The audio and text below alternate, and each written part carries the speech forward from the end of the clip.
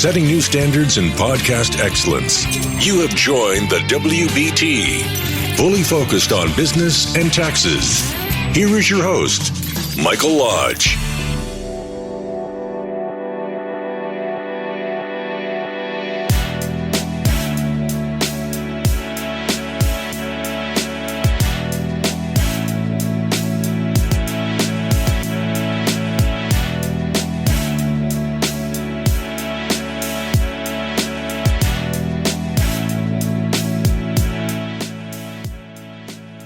And welcome to the WBT. This is Michael Lodge. I'm glad you've joined me.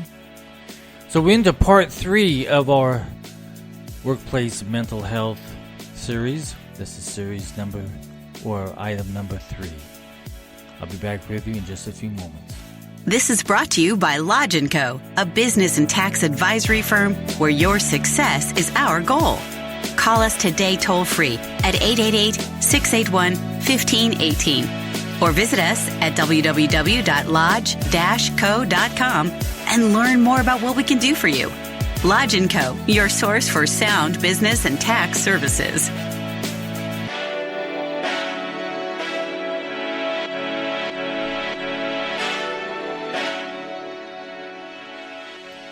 So workplace conflict and mental health go together. And they go together because a lot of times when there is conflict between employees, employer, between vendors, employees, it can go on and on. Conflict turns into a mental health issue because it becomes stressful, it becomes agitated, it becomes a full-blown conflict. And a lot of companies do not take the time to resolve the conflict. And resolving the conflict internally oftentimes does not work because you've got other people involved, or they've heard stories about the conflict, or it becomes a tedious situation because there's too many views. So the way to resolve it is to bring in a third-party mediator. I do this all the time. Workplace conflict and mental health go hand in hand. And I'll tell you a good story that happened to me several years ago when I was consulting to a large hospital in Los Angeles, in Loma Linda, really. There was a conflict between a supervisor and an employee. And there was a heated conflict. And not only did it involve the manager, but it also involved the secretary. And it got out of control. It should have been mediated. It should have been brought to a point where this is unresolvable between the two parties unless it's mediated through an outside party. And I hate to tell you this, but in religious institutions, sometimes they feel that they have this all God-knowing feeling that they know how to solve everything. Unfortunately, they are adults, they are human beings, and sometimes they get involved in other people's business in the wrong way. And that just creates more heat, more hostility. Well, this had gotten to a point where it became hostile. And this happened to be in the security department of the hospital. That's not where you want hostilities at. The facility was so large that it had its own police force, its own police cars, its own police officers, and they patrolled the campuses and they controlled the violence or whatever else happened. Because even though you think that you're a Christian institution, you're still going to have conflict. And I was surprised to know that in that particular facility, they had 5 conflicts that resulted in physical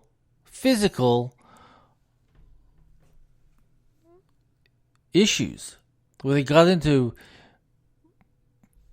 fights, pushing people, shoving people. conflict can develop very quickly if you do not mediate it, so that we understand exactly what's going on. But in this security department, thinking that they are all law and everything, the manager and the secretary got involved. So they decided to let this employee go. One of the security officers there, they had this conflict going for several weeks, and they decided to let it go. So they fired the guy. And sometimes when people get fired, they don't really think about what they're saying, because now anger comes into the situation. That's why there should always be another person there to diffuse the anger in case it gets out of control.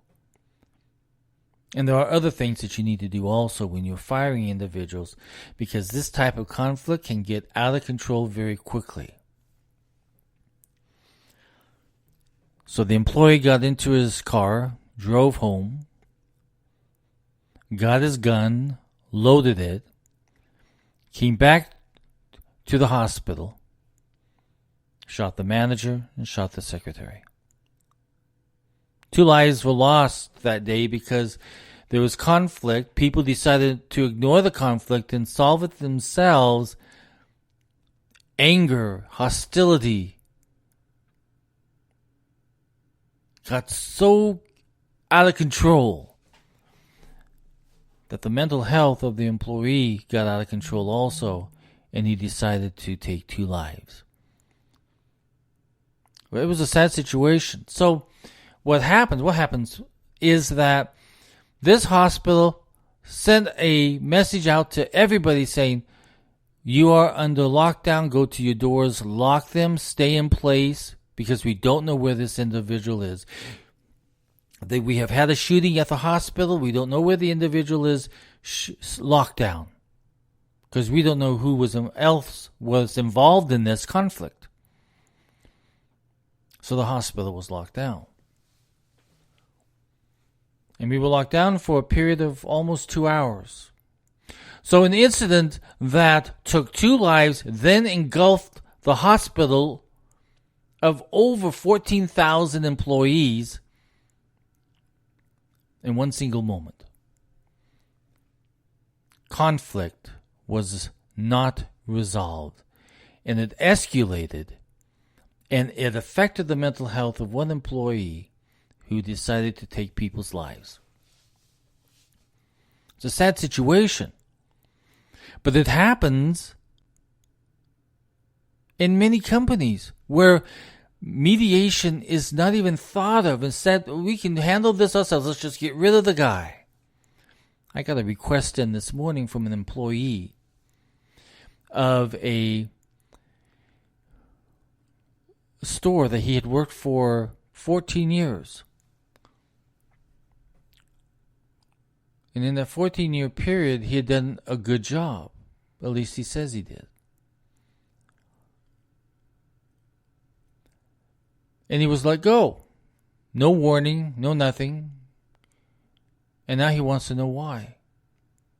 So he wants a mediation. Now, do you think that if we do not sit down and talk with this individual very soon or very quickly, that it could escalate? It could, because we don't know the individual. We don't know the psyche of the individual. We don't know how much pain and hurt and hate is in his heart. But instead of just letting people go, there has to be some processes along the way, where people are able to open up and communicate what is going on and what the problems are. It can escalate so quickly that individuals can get harmed, they can get shoved, they can get hit, they can get yelled at abusively, they can be threatened, they can do everything in the book except to sit down and mediate the issue. At the very beginning of the conflict. mental health of our employees should be the number one priority. Things happen in people's lives, and they happen very quickly. They need to be resolved. They need to be talked about. They need to be coached. There's a lot of different things that can be done to stimulate a positive outcome within all parties. Sometimes it doesn't happen. But if you don't try to resolve the conflict, then you're going to have a very bad incident.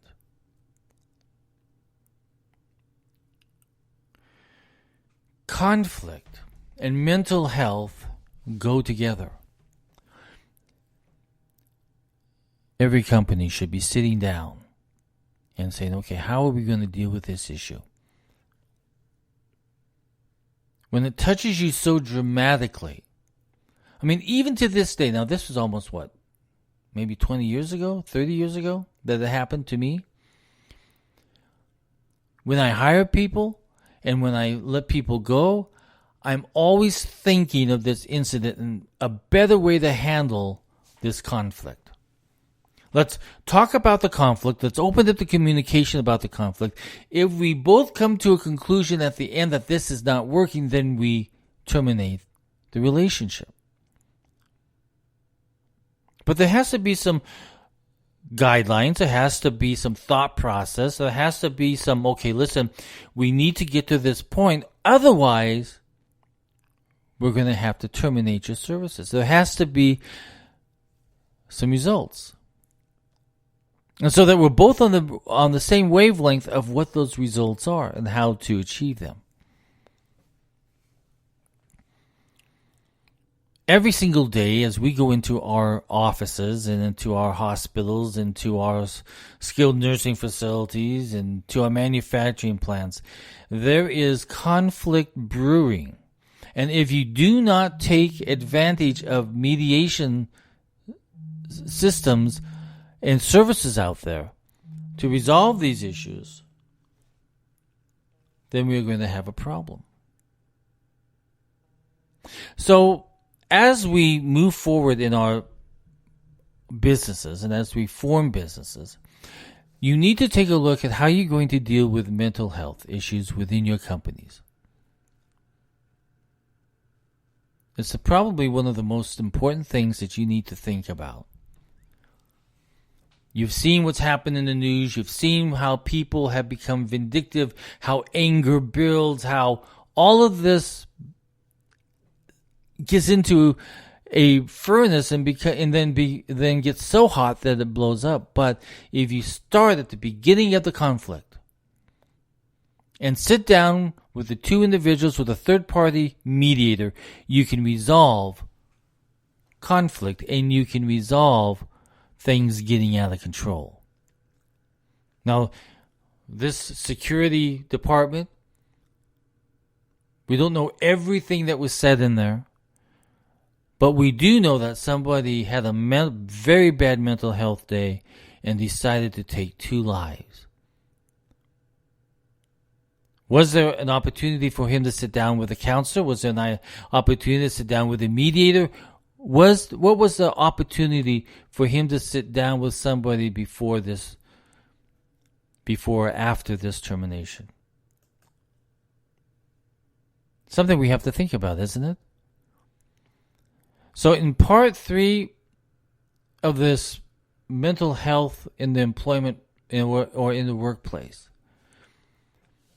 you and I, because listen, I'm guilty of it too, because I'm just as human as you are, and sometimes I make quick decisions when I should be thinking the process through. Think about it. We'll be on to item number 4 tomorrow. But think about how can we do a better job in our companies to deal with mental health. If you have a question, send me a text to 818-252-5682. That's 818-252-5682. And I'll be more than happy to deal with your conflict. I mean, not deal with your conflict. Why did I say that? Well, I'll deal with your conflict too. I am a mediator. But I'll answer your question as much as possible. Send me a text, 818-252-5682. I'll talk with you very soon. Have a great, great day.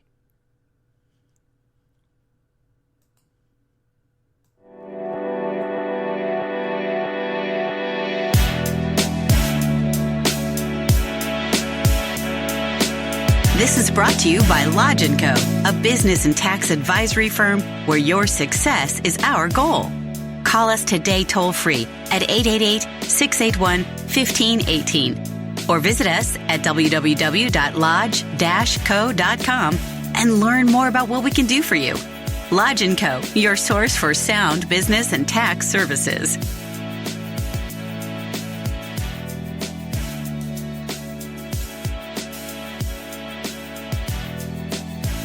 Thank you for listening to the WBT with Michael Lodge. Join us again tomorrow as we explore more about business and taxes. Follow us on iHeartRadio and go to our podcast website at www.wbtpod.com and listen to all of our podcasts and read our blogs.